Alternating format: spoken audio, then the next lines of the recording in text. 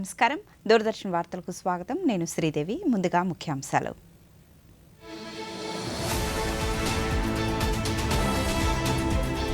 యువతే ఉద్యోగాలు కల్పించే స్థాయికి ఎదగాలన్న ఉపరాష్ట్రపతి సిపి రాధాకృష్ణన్.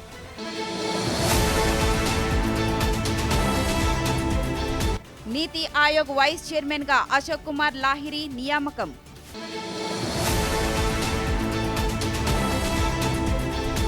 ఆంధ్రప్రదేశ్ హైకోర్టు తొలి మహిళా ప్రధాన న్యాయమూర్తిగా ప్రమాణ స్వీకారం చేసిన జస్టిస్ లీసా గిల్.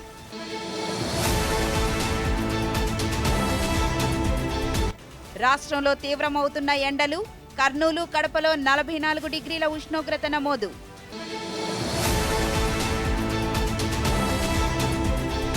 ప్రధాని మన్ కీ బాత్ కార్యక్రమం రేపు ఉదయం 11 గంటలకు ప్రసారం. ఇక వివరాలు. యువతే ఉద్యోగాలు కల్పించే స్థాయికి ఎదగాలని ఉపరాష్ట్రపతి సిపి రాధాకృష్ణన్ అన్నారు. ఈరోజు జైపూర్లో జరిగిన రాజస్థాన్ విశ్వవిద్యాలయ 35వ స్నాతకోత్సవంలో ఆయన ముఖ్య అతిథిగా పాల్గొన్నారు. ఈ సందర్భంగా ఆయన మాట్లాడుతూ యువత దేశాభివృద్ధిలో భాగస్వాములు కావాలని, నూతన ఆవిష్కరణల దిశగా ముందుకు సాగాలన్నారు. ఎక్కువ మంది విద్యార్థినులు బంగారు పతకాలు సాధించడం హర్షం వ్యక్తం చేశారు. మహిళా సాధికారత దేశాభివృద్ధికి కీలకమన్నారు. I'm especially proud to see the young women graduating today. Your achievements are not just personal milestones, but powerful statements of progress and possibility. I am even more pleased to know that the major share of gold medal winners for 2024 and 2025 are girl students. My special congratulations to all of you. రాష్ట్ర ముఖ్యమంత్రి నారా చంద్రబాబు నాయుడు ముంబై వేదికగా ప్రతిష్టాత్మక business reformer of the year అవార్డును అందుకున్నారు. ప్రముఖ ఆర్థిక దినపత్రిక economic times ముఖ్యమంత్రి దార్శనికతకు, పాలనా సంస్కరణలకు గుర్తింపుగా ఈ పురస్కారాన్ని ప్రదానం చేసింది. ఈ సందర్భంగా ముఖ్యమంత్రి మాట్లాడుతూ రాజధాని నిర్మాణానికి కేంద్ర ప్రభుత్వం పూర్తి స్థాయిలో సహకరిస్తోందని, నిధుల పరంగా, మౌలిక సదుపాయాల పరంగా మద్దతు లభిస్తోందని వెల్లడించారు. That the evening could not have asked for. Thank you so much for being here, sir. Honor and a pleasure having you.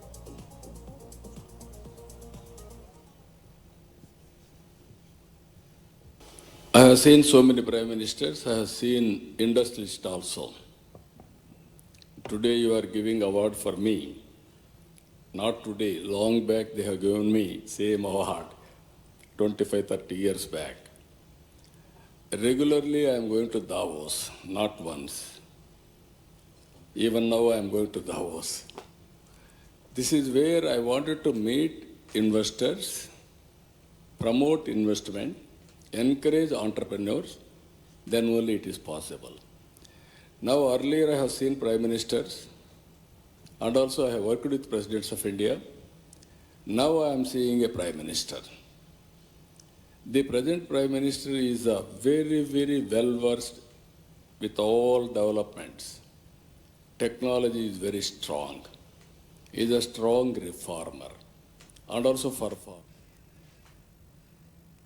Andhra Pradesh high court ప్రధాన న్యాయమూర్తిగా జస్టిస్ లీసా గిల్ ప్రమాణ స్వీకారం చేశారు. విజయవాడలోని లోక్ భవన్లో జరిగిన కార్యక్రమంలో గవర్నర్ ఎస్ అబ్దుల్ నజీర్ సమక్షంలో ఆంధ్రప్రదేశ్ హైకోర్టు తొలి మహిళా ప్రధాన న్యాయమూర్తిగా జస్టిస్ లీసా గిల్ ప్రమాణ స్వీకారం చేశారు.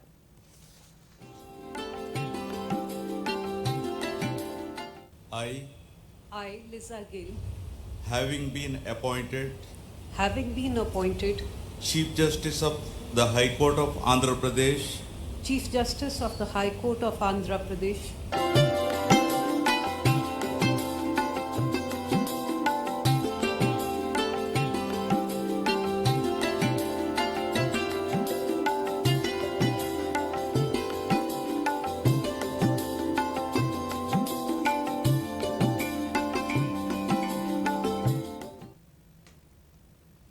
సింగపూర్ పర్యటనలో భాగంగా రాష్ట్ర మంత్రుల బృందం ఈరోజు పట్టణ ప్రణాళిక సుస్థిర అభివృద్ధిపై అధ్యయనం కోసం ప్రముఖ అంతర్జాతీయ కన్సల్టెన్సీ సంస్థ మ్యారో ఆర్కిటెక్ట్స్ను సందర్శించారు. మ్యారో ఆర్కిటెక్ట్ ప్రతినిధులతో సమావేశమై అత్యాధునిక నగర నిర్మాణ నమూనాలు, స్మార్ట్ సిటీలపై మంత్రుల బృందం ఈ సందర్భంగా చర్చించింది. ఏఐ, డిజిటల్ టెక్నాలజీని ఉపయోగించి భవిష్యత్ అవసరాలకు తగ్గట్టుగా స్మార్ట్ సిటీల కోసం ప్రణాళికలు రూపొందించే అంశాలను మంత్రులు పరిశీలించారు. So we can, presentations of things are excellent here. Yeah. Particularly with COVID, he was explaining before the crisis of COVID, planning urban governance. My presentation will be very focused on two main things: urban diplomacy and strategic scenario planning. So my aim is to just kind of introduce it to you. I won't lecture you, and I won't kind of.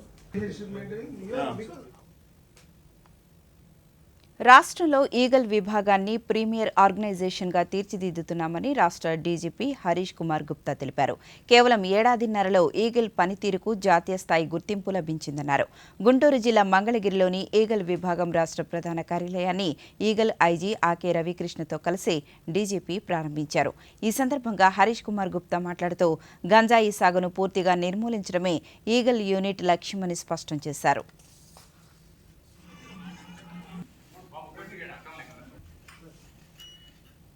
Technology చాలా important మనకి. Ganja destruction లో మేము drones వాడాము, satellite వాడాము. అట్లాగే ఇప్పుడు ఈ crime network అంటే ఇది హైలీ ఆర్గనైజ్డ్ నెట్వర్క్. ఇది ఒక మామూలు విషయం కాదు. అంటే చాలా డీప్ గా ఉంటుంది. డార్క్ వెబ్ వాడతారు, రకరకాలుగా అప్లికేషన్స్ వాడతారు, పేమెంట్స్ కూడా డిజిటల్ పేమెంట్స్ అయిపోతాయి. ఇది బ్రేక్ చేయడానికి ఇప్పుడు ఈగల్ దీని మీద ఫోకస్ పెట్టి ఒక డేటా సెంటర్ పెట్టి మొత్తం అనలిటిక్స్ చేసుకొని ఎవరు ఏం చేస్తున్నారు అది బ్రేక్ చేయడానికి మేము ఆ పని మీద ఉన్నాము. మన టార్గెట్ ఒకటి, డ్రగ్ ఫ్రీ సొసైటీ. గవర్నమెంట్ లక్ష్యం కూడా ఒకటే, డ్రగ్ ఫ్రీ సొసైటీ అంటే ఫ్యూచర్ అందరిది బాగుంటుంది. ఇంకొక ఏం చేస్తున్నాము అంటే బయట నుంచి వచ్చి క్రిమినల్ గ్యాంగ్స్ డ్రగ్స్ సప్లైస్ వాళ్ళ ఫార్వర్డ్ లింక్ ఏంటంటే బ్యాక్వర్డ్ ఏ స్టేట్ నుంచి వస్తున్నారు, ఇక్కడ నుంచి వస్తున్నారు, ఇక్కడ నుంచి తీసుకొస్తున్నారు, దాని మీద బాగా ఫోకస్ పెడుతున్నారు. భారత ఉపరాష్ట్రపతి సిపి రాధాకృష్ణన్ ఈ నెల 27, 28 తేదీల్లో తిరుపతి జిల్లాలో పర్యటించనున్నారు. ఈ నేపథ్యంలో ఏర్పాట్లను జిల్లా ఎస్పీ సుబ్బరాయుడు పరిశీలించారు. ఈ నెల 27వ తేదీ రాత్రి ఉపరాష్ట్రపతి తిరుపతి విమానాశ్రయానికి చేరుకుంటారని తెలిపారు. 28వ తేదీ ఉదయం తిరుమల శ్రీవారిని దర్శించుకుంటారని తెలిపారు. అనంతరం తిరుచానూరు శ్రీ పద్మావతి అమ్మవారిని దర్శించుకుంటారని అన్నారు. ఉపరాష్ట్రపతి పర్యటన నేపథ్యంలో తిరుపతి విమానాశ్రయంలో భద్రతపై ఎస్పీ ఈరోజు సమీక్ష నిర్వహించారు. అలాగే ఉపరాష్ట్రపతి పర్యటించనున్న ప్రాంతాలను ఎస్పీ పరిశీలించారు.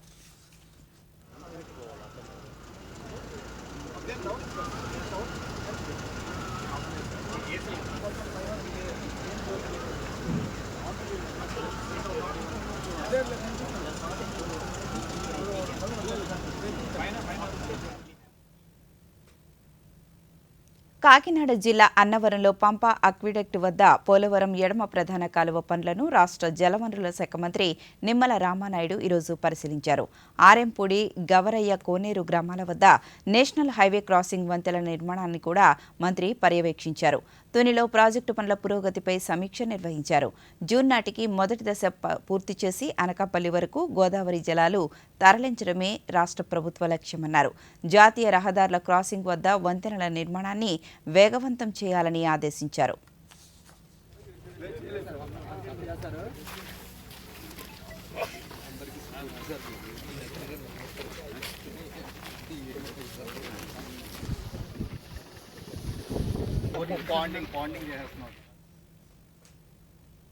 ప్రభుత్వం నీతి ఆయోగ్ను పునర్వ్యవస్థీకరించింది. ఆర్థికవేత్త అశోక్ కుమార్ లాహిరిని నీతి ఆయోగ్ వైస్ చైర్మన్గా నియమించారు.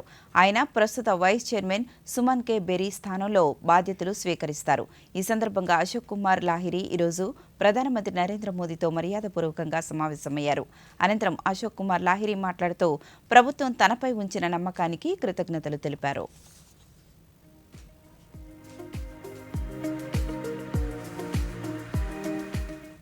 My appointment as Vice Chairman of Niti Aayog became public. I had my first meeting with Prime Minister Honorable Narendra Modi this morning. I thanked him, and I must express my deep gratitude to the government and Prime Minister Modi for reposing his trust and the government's trust in me for this important post. Prime Minister Modi took the bold decision of abolishing the Planning Commission and replacing it by the Niti Aayog. What Niti Aayog does, it formulates policies, it monitors implementation, and gives advice to both central and state governments. What is important for Niti Aayog are the 3 N's: Niti, Nishtha, and Niyat. If we have these 3 N's, we will succeed. And there is a lot of emphasis on దేశంలోని అత్యున్నత పౌర పురస్కారాల్లో ఒకటైన పద్మ పురస్కారాలు 2027 కోసం నామినేషన్లు July 31వ తేదీలోపు దరఖాస్తు చేసుకునేందుకు అవకాశం కల్పించారు. ఈ అవార్డులను కళలు, సామాజిక సేవ, ప్రజా వ్యవహారాలు, సైన్స్, ఇంజనీరింగ్, వాణిజ్యం, పరిశ్రమలు, వైద్యం, సాహిత్యం, విద్య, క్రీడలు, పౌర సేవ మొదలైన వివిధ విభాగాలు, కార్యకలాపాల రంగాల్లో విశేష సేవలందించిన వారికి పద్మవిభూషణ్, పద్మభూషణ్, పద్మశ్రీని ప్రదానం చేస్తారు. దరఖాస్తులను రాష్ట్రీయ పురస్కార్ పోర్టల్ awards.gov.in ద్వారా ఆన్లైన్లో మాత్రమే స్వీకరించనున్నారు.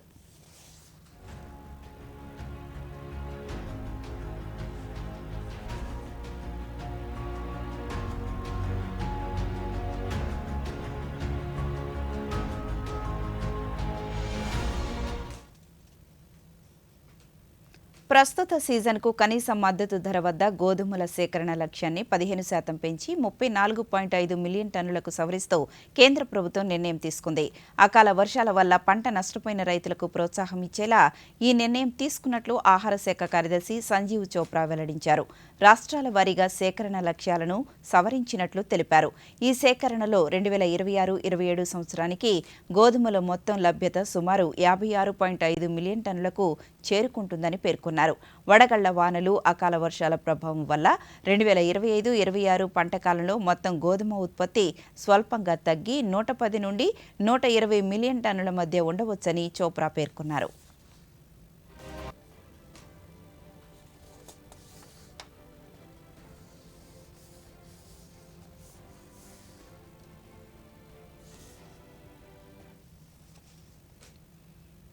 రాష్ట్రంలో పాడి రైతులకు ఆర్థిక చేయూతనిచ్చేందుకు కేంద్ర రాష్ట్ర ప్రభుత్వాలు సంయుక్తంగా మినీ గోకులం పథకాన్ని అమలు చేస్తున్నాయి.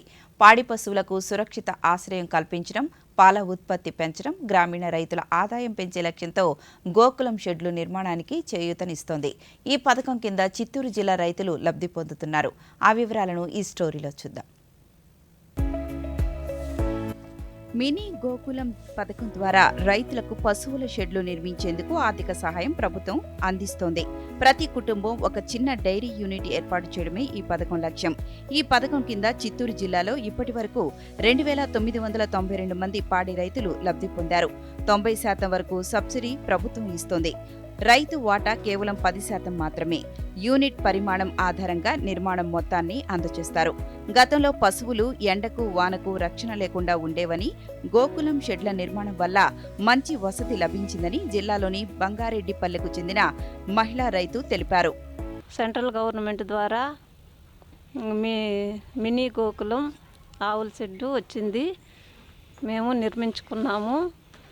మాకు ఇంతకుముందు ఆవులు కట్టుకోవడానికి ఎండలో, వానలో తడుస్తూ ఉన్నాయి. అది నిర్మించుకోవడం వల్ల మాకు చాలా సౌకర్యంగా ఉంది. గతంలో పశువుల దాణా చాలా వరకు వృధా అయ్యేదని, గోకులం షెడ్డు నిర్మాణం వల్ల ఎంతో మేలు జరుగుతోందని మరో రైతు తెలిపారు. ఇప్పుడు మినీ గోకులం అనేది సెంట్రల్ గవర్నమెంట్ వచ్చి 4 ఆవుల షెడ్డు శాంక్షన్ చేయడం జరిగింది. శాంక్షన్ చేయడం మేము కట్టుకున్నాము. 1,85,000 లబ్ధి పొందినాము. లబ్ధి పొందడమే కాకుండా ఆవులు కట్టేసుకొని ఆ వేస్టేజ్ అంటే గడ్డి ఎత్తుకోవచ్చి ఒక గాడిలాగా కట్టేసి వేస్టేజ్ లేకుండా తింటా ఉండేది. పాల దిగుబడికి, పశువుల రక్షణకు ఎంతగానో మేలు చేస్తున్న గోకులం షెడ్లు నిర్మాణం పట్ల రైతులు హర్షం వ్యక్తం చేస్తున్నారు. ఇప్పుడు ప్రకటనలో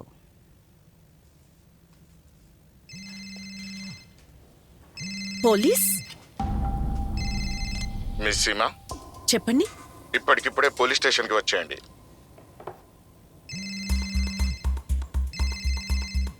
ఆగండి, లేదంటే ఇంటికే వస్తాం. కానీ నేను ఎందుకు? ఒక్కరే వేరే గదిలోకి వెళ్ళండి. మీ బాబు మా కస్టడీలో ఉన్నాడు. ఇంకా మీరేమో డిజిటల్ అరెస్ట్ లో ఉన్నారు. Digital arrest? ₹1,00,000 ఇవ్వండి, బతికిపోతారు. ఇంత డబ్బా? సరే ఒక పని చేయండి, ఒక లింక్ పంపాము. ఇప్పుడు ప్రాసెసింగ్ కోసం 30,000 పంపండి, లేదంటే మీ బాబు జైలుకు వెళ్తాడు. జైల్కి నువ్వే వెళ్తావు. నీ మొహం రికార్డ్ అయింది. డిజిటల్ అరెస్ట్ అనేది ఏదీ లేదు. ఇదంతా మోసం. అందుకే కంగారు పడకండి. పోలీస్, బ్యాంక్, ఆర్బీఐ వంటి వాటి పేర్లతో వచ్చే సైబర్ నేరగాళ్ల ఫోన్ లేదా వీడియో కాల్ పట్ల అప్రమత్తంగా ఉండండి. వారికి డబ్బులు పంపకండి. ఇంకా వెంటనే పోలీస్కి రిపోర్ట్ చేయండి. హలో మమ్మా.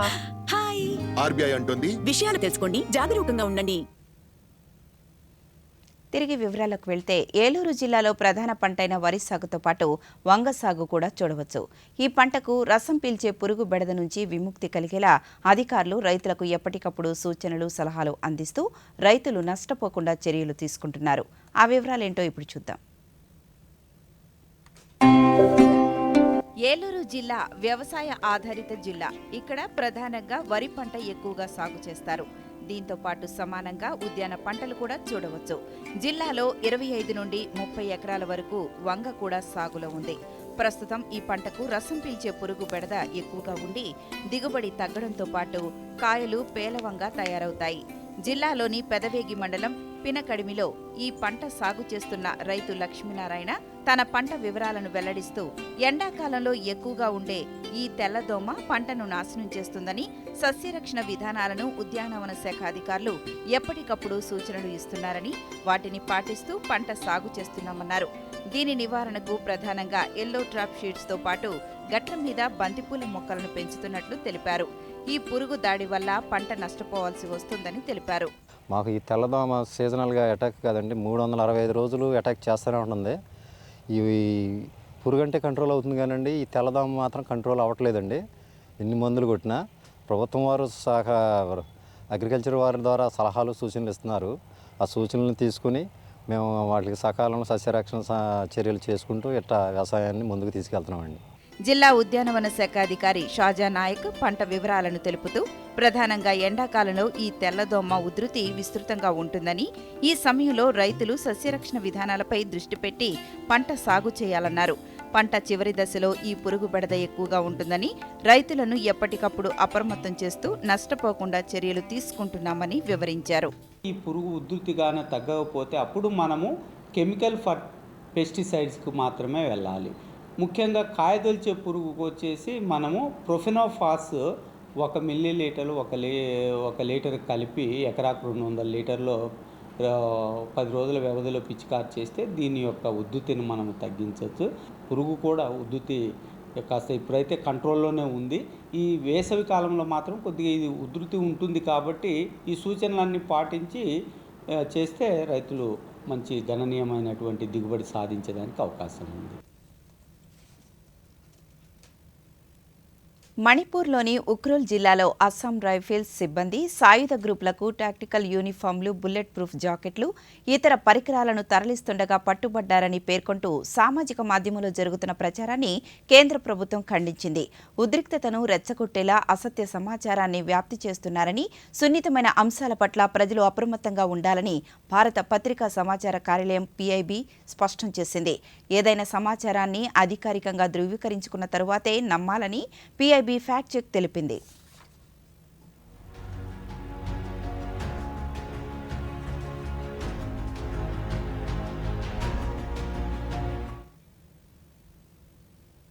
కేంద్ర రైల్వే మంత్రి అశ్విని వైష్ణవ్ ఈరోజు బెంగళూరులోని BEML కేంద్రంలో వందే భారత్ స్లీపర్ కోచ్లను పరిశీలించారు.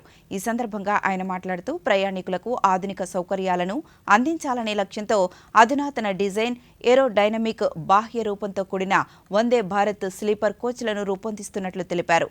రాబోయే నెలల్లో మంగళూరుకు వందే భారత్ రైలును అందుబాటులోకి తెస్తామన్నారు.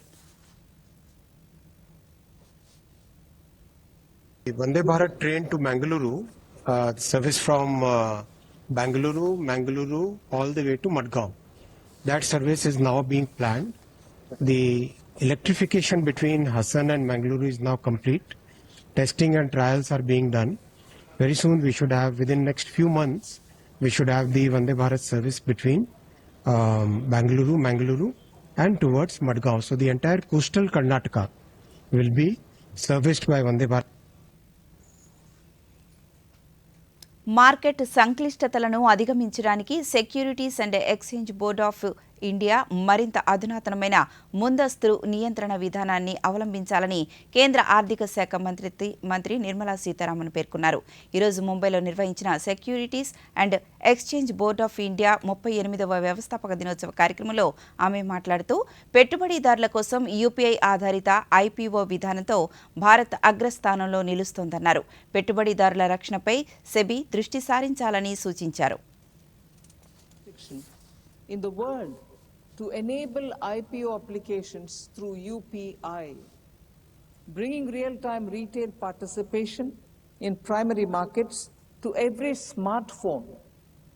India today operates one of the world's most advanced depository infrastructures with NSDL and CSDL holding dematerialized securities well over $5 trillion. Bharat, తువాలు దేశాలు ద్వైపాక్షిక సంబంధాలను మరింత బలోపేతం చేసుకోవాలని నిర్ణయించుకున్నాయి. కేంద్ర విదేశాంగ శాఖ సహాయ మంత్రి పబిత్రా మార్గరిటా తువాలు పార్లమెంటు సభ్యుడు హమోవా హలోనాను ఈరోజు కలిశారు. వైద్య, విద్యా రంగాలలో కలిసి పనిచేయాలని వారిరువురు చర్చలు జరిపారు.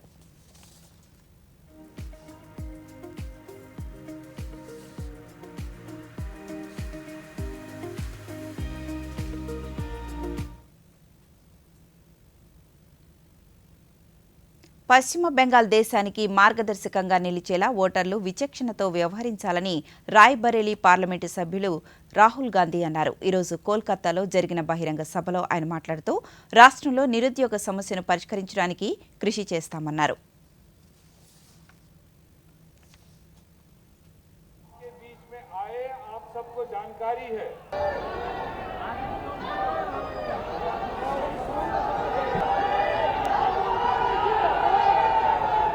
हिंदुस्तान का एग्रीकल्चर सिस्टम जो है, हमारे जो किसान हैं उनको धोखा दिया और अमेरिकन किसानों को अपना माल हिंदुस्तान में बेचने की परमिशन दी.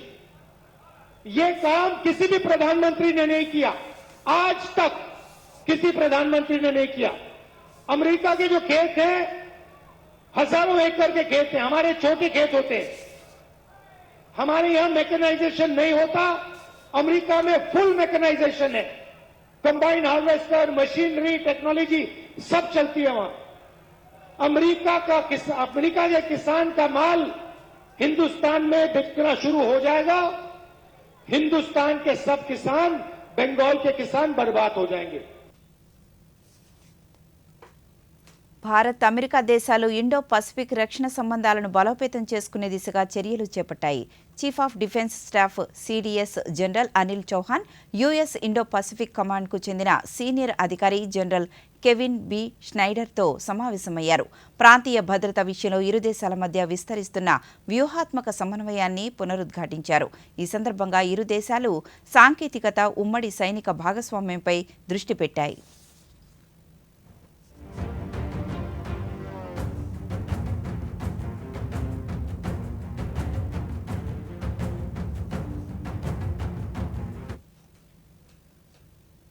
నేపాల్ పాత్రికేయుల బృందం ఈరోజు భారత విదేశాంగ శాఖ కార్యదర్శి విక్రమ్ మిస్రీని కలిశారు.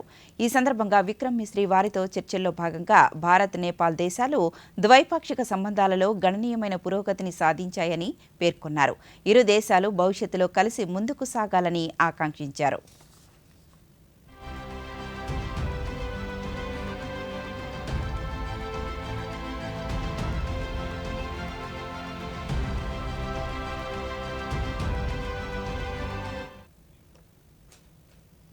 జమ్మూ, శ్రీనగర్ మధ్య ప్రత్యేక వందే భారత్ ఎక్స్ప్రెస్ సేవలు ఈ నెల 30 నుండి అందుబాటులోకి రానున్నాయి. అన్ని కాలాలకు అనువుగా ఉండే ఈ వందే భారత్ రైలును రూపొందించారు. 0 డిగ్రీల కంటే తక్కువ ఉష్ణోగ్రతల కోసం వింటరైజేషన్ సాంకేతికతను కలిగి ఉన్న ఈ రైలు 3 నుండి 5 గంటల వ్యవధిలో 2 నగరాల మధ్య 267 కిలోమీటర్ల సుందరమైన మార్గంలో ప్రయాణిస్తుంది.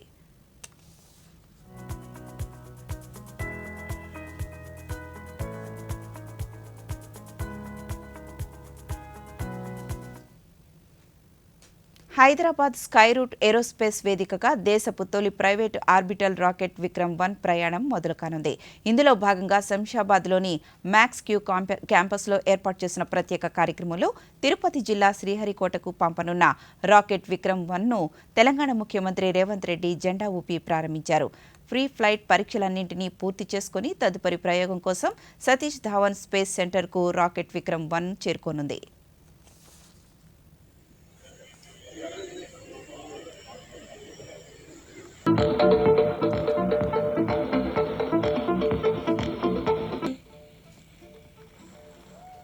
నవజాత శిశువులు, పసిపిల్లల కోసం ఉద్దేశించిన మలేరియా చికిత్సకు తొలిసారిగా ముందస్తు అర్హత ఆమోదం తెలిపినట్లు ప్రపంచ ఆరోగ్య సంస్థ ప్రకటించింది.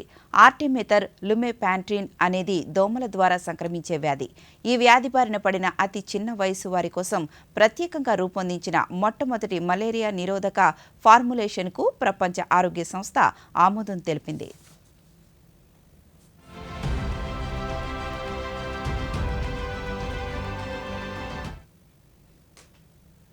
తీవ్రమవుతున్న వడగాల్పుల నుండి జంతువులను రక్షించడానికి జైపూర్లోని నహర్గఢ్ బయోలాజికల్ పార్క్ విస్తృతమైన చర్యలను చేపట్టింది.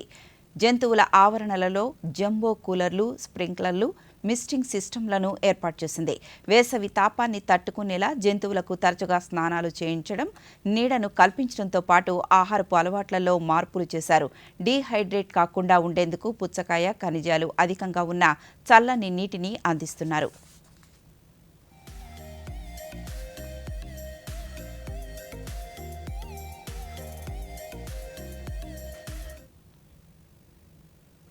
దేశంలోని పలు ప్రాంతాలలో సాధారణం కంటే అధికంగా ఉష్ణోగ్రతలు నమోదవుతున్నాయని భారత వాతావరణ శాఖ తెలియజేసింది.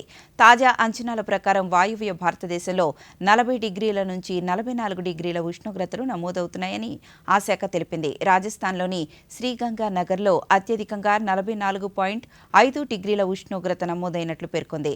రాబోయే రోజుల్లో జమ్మూ కాశ్మీర్, పంజాబ్, హర్యానా, చండీగఢ్, ఢిల్లీ, రాజస్థాన్, ఉత్తరప్రదేశ్, మధ్య భారతదేశంలో ఉష్ణోగ్రతలు పెరుగుతాయని ఆ శాఖ తెలియజేసింది.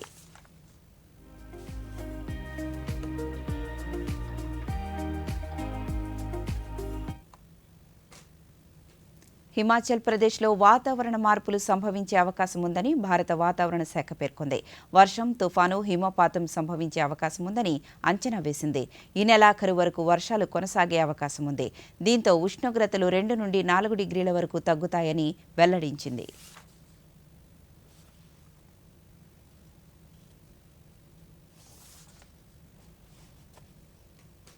ప్రధానమంత్రి నరేంద్ర మోదీ తన మనసులోని భావాలను దేశ ప్రజలతో పంచుకునే మన్ కీ బాత్ కార్యక్రమం 133వ సంచిక రేపు ఉదయం 11 గంటలకు ప్రసారమవుతుంది. ఆకాశవాణి సమన్వయంతో దూరదర్శన్ ఛానళ్లు మన్ కీ బాత్ కార్యక్రమాన్ని ప్రసారం చేస్తాయి. ఈ కార్యక్రమం తెలుగు అనువాదం వెనువెంటనే దూరదర్శన్ సప్తగిరిలో ప్రసారమవుతుంది.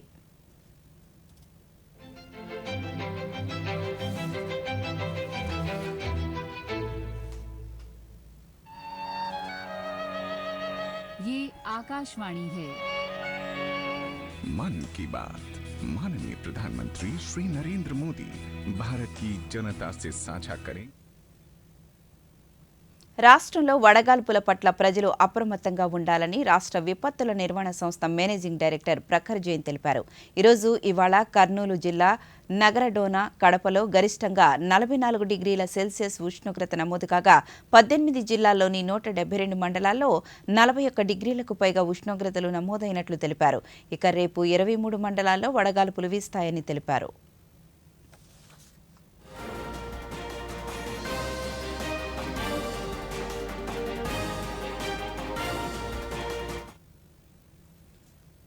వార్తలు ముగించే ముందు ముఖ్యాంశాలు మరొకసారి చూద్దాం.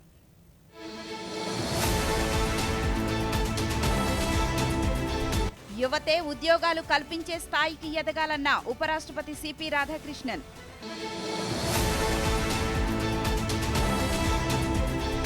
నీతి ఆయోగ్ వైస్ చైర్మన్ గా అశోక్ కుమార్ లాహిరి నియామకం.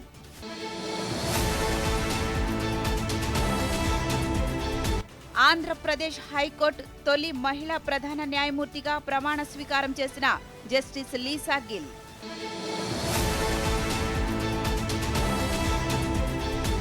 రాష్ట్రంలో తీవ్రమవుతున్న ఎండలు, కర్నూలు కడపలో 44 డిగ్రీల ఉష్ణోగ్రత నమోదు.